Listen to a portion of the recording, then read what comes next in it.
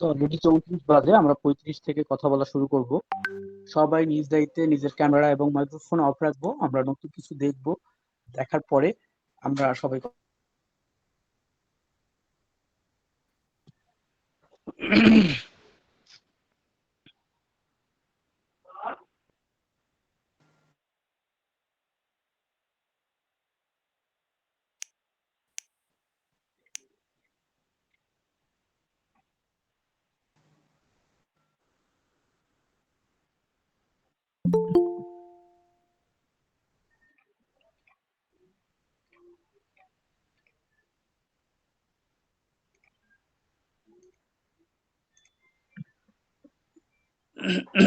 তো আসসালামু আলাইকুম, আশা করি সবাই ভালো আছেন। অলরেডি 28 জন জয়েন হয়ে গেছে। তো আমরা কথা বলা শুরু করি। অবশ্যই আমার সাউন্ড শুনতে পাচ্ছেন এবং স্ক্রিন দেখতে পাচ্ছেন। যদি কখনো এমন হয় যে স্ক্রিন দেখা যাচ্ছে না অথবা সাউন্ড শোনা যাচ্ছে না, তাহলে অবশ্যই যে কোনো একজন মাইক্রোফোন অন করে বলবেন যে সাউন্ড শোনা যাচ্ছে না অথবা স্ক্রিন দেখা যাচ্ছে না। আপনাদের সবার মাইক্রোফোন অন করা আছে, নো প্রবলেম, বাট নিজেরা এটাকে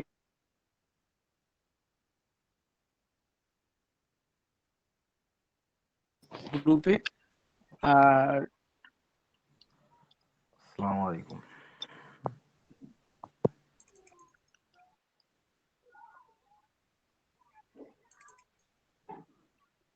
আচ্ছা, তো আজকে হচ্ছে আমাদের ক্লাস নাম্বার 6। আমরা ফার্স্ট ক্লাস করেছিলাম basic of trading for fractal strategy নিয়ে, আমরা ওই ক্লাসে আলোচনা করেছিলাম। এবং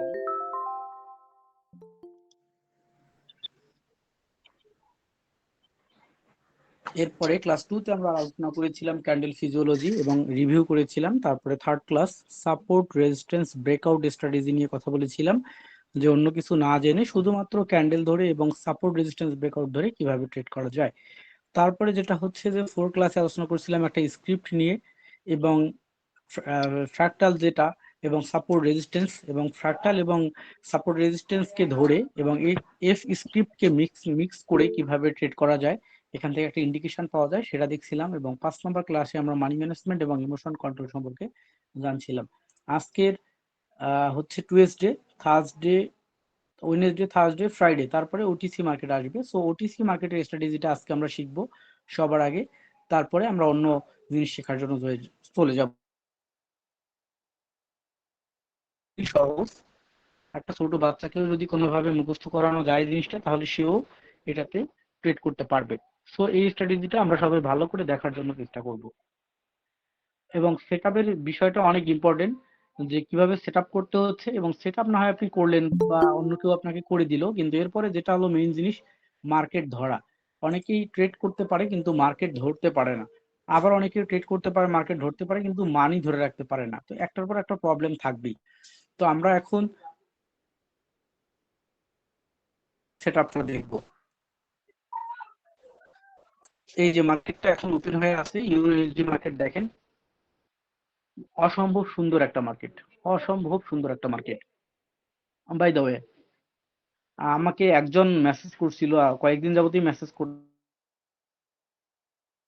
মানে এই ট্রেড অপশনটা নাই, হায়ার এবং লোয়ার অপশন নাই। উনি মনে হয় বুঝতে পারেনি। ওনার এইটুকুর জন্য আমি জাস্ট 1 সেকেন্ডের মধ্যে একটু বলে দিই। প্রতিবার মার্কেট ওপেনের সময় আমি ওনাকে বলছিলাম যে ফার্স্ট ক্লাস দেখার জন্য, প্রতিবার মার্কেট ওপেন করে আমরা এখান থেকে নিউ অ্যাসেট ওপেন করে নেব। যদি নিউ অ্যাসেট ওপেন করে না নেই, তাহলে যেটা হবে, আগে যে পরিস্থিতিতে মার্কেট অফ হয়ে গেছে ওই পরিস্থিতিতে এই অপশনগুলো থাকবে না। সেক্ষেত্রে এটাকে অবশ্যই আমাদেরকে প্রতিবার ওপেন করে নিতে হবে। উনি যদি এই কাজটা করে, জাস্ট ওপেন, এখান থেকে এসে ইউরো ইউএসডি, ঠিক আছে, এই যে নতুন করে কিন্তু ওপেন ভালোভাবে দেখেননি বা প্রথম ক্লাসটাকে মূল্যায়ন করেননি, তাদের ক্ষেত্রে ভবিষ্যতে আরো বিপদ আছে। কারণটা হচ্ছে, যখন রিয়েলে ট্রেড করতে যাবেন লস হওয়া শুরু হবে। ডেমোতে লস হলে তো গায়ে লাগে না, যখন রিয়েলে লস হওয়া শুরু হবে তখন কিন্তু জিনিসটা খুব ভালোভাবে গায়ে লাগবে, যে এখানে তখন কিন্তু আমি বলবো যে প্রথম ক্লাসটাতে কেন নজর দেননি। সো প্রথম ক্লাসটা কিন্তু ইম্পর্টেন্ট। বেসিক অফ ট্রেডিং যার নাই, তার কিন্তু স্ট্র্যাটেজি দিয়েও কোনো লাভ নেই। সো বেসিক অফ ট্রেডিং আগে। আপনার সাউন্ড ক্লিয়ার হচ্ছে না ভাইয়া। অন্য সবাই কি আমার সাউন্ড পাচ্ছেন, নাকি একজনের কাছে প্রবলেম হচ্ছে? অন্য কেউ একজন? জি ভাই সাউন্ড পাওয়া যাচ্ছে। ভাই আচ্ছা, কথাগুলো তাহলে ভেঙে ভেঙে আসতেছে। আচ্ছা, তাহলে এটা আপনাদের নেটওয়ার্কের সমস্যার জন্য হচ্ছে। নতুন করে ডিসকানেক্ট হয়ে কানেক্ট হন, ঠিক হয়ে যাবে। অথবা মাইক্রোফোন সঠিকভাবে লাগাই নেন, ঠিক হয়ে যাবে। কারণ অন্য সবাই যেহেতু পাচ্ছে।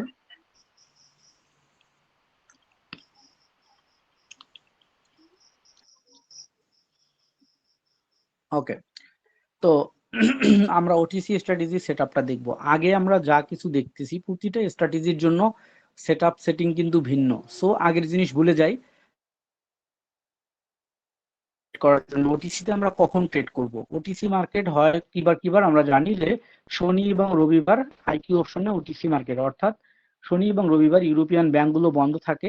তো সেদিন কি হয়, বায়ার এবং ব্রোকার, সরি, ডিলার এবং ব্রোকারের মাধ্যমে এই ওটিসি মার্কেটটা চলে। এবং ওটিসির ফুল মিনিং কি আমরা সবাই অলরেডি জানি, তারপরও আমি একটু সার্চ করে দেখাচ্ছি। এসব ছোটখাটো কোশ্চেন যদি মনে জাগে তাহলে আমাদেরকে অ্যান্সার করার জন্য অলওয়েজ গুগল বসে আছে। ওটিসি যদি লিখে আমরা দিই যে ওটিসি মার্কেট, সাজেস্ট করবে আমাদেরকে যে ওটিসি মার্কেটটা কি এবং কিভাবে কি হয়।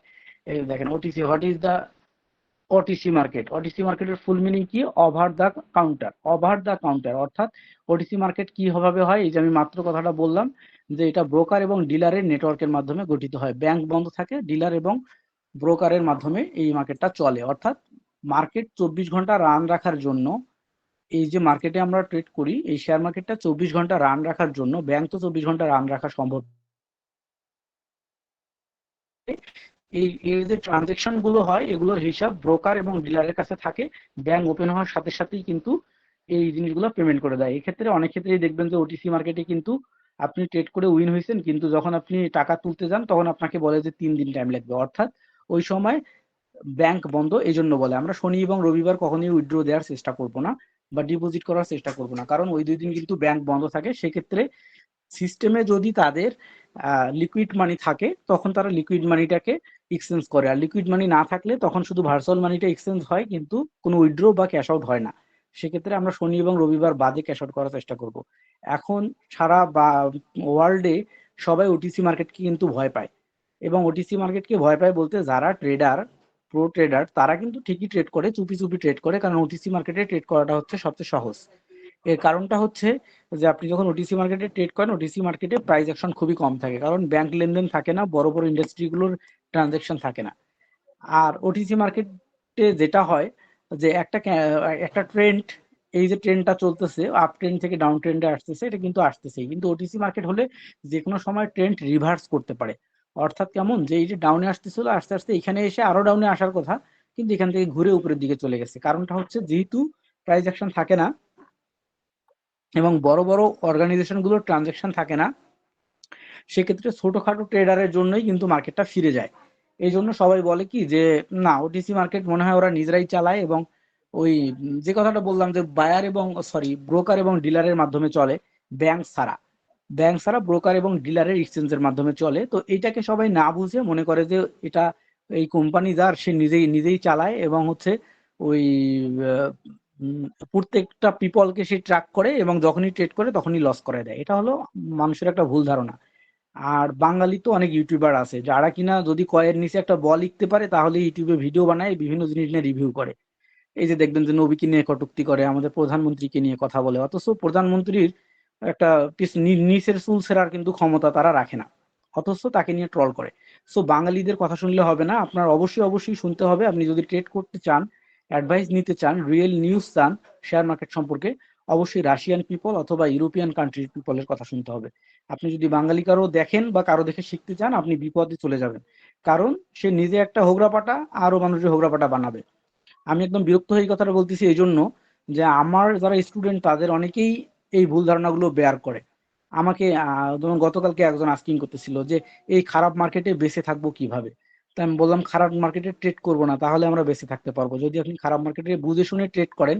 অর্থাৎ আপনি জানেন যে এই গুহার মধ্যে বোম ফিট করা আছে, আমি এখানে ঢুকি, তাহলে আমি নিজে নিজেই এখানে মারার মানে মারা যাওয়ার জন্য আমি ঢুকলাম, আত্মহুতি দেওয়া। আর যদি আপনি জানেনই মার্কেট খারাপ তাহলে আপনি ট্রেড করবেন না। আপনার তো এমনটা না যে আজকে আমার ট্রেড না করলে চাল ঘরে উঠবে না, সেক্ষেত্রে কেন আপনাকে খারাপ মার্কেটে ট্রেড করতে হবে?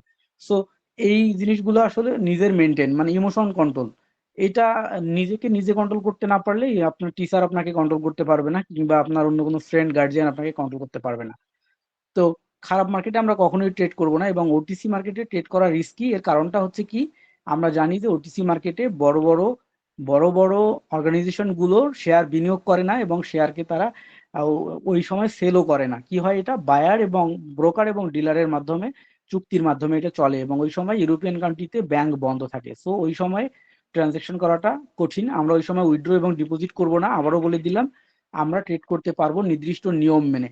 যদি মার্কেটকে ধরতে পারি তাহলে আমাদের জন্য ওটিসি মার্কেটটা নর্মাল মার্কেটের চেয়ে সহজ হবে।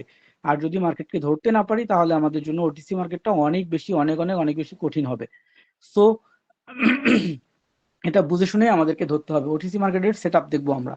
সেট আপের জন্য আমরা এখানে যেটা করব, ফার্স্ট ইউনিট এখানে দেবো হলো মানে একদম সর্ব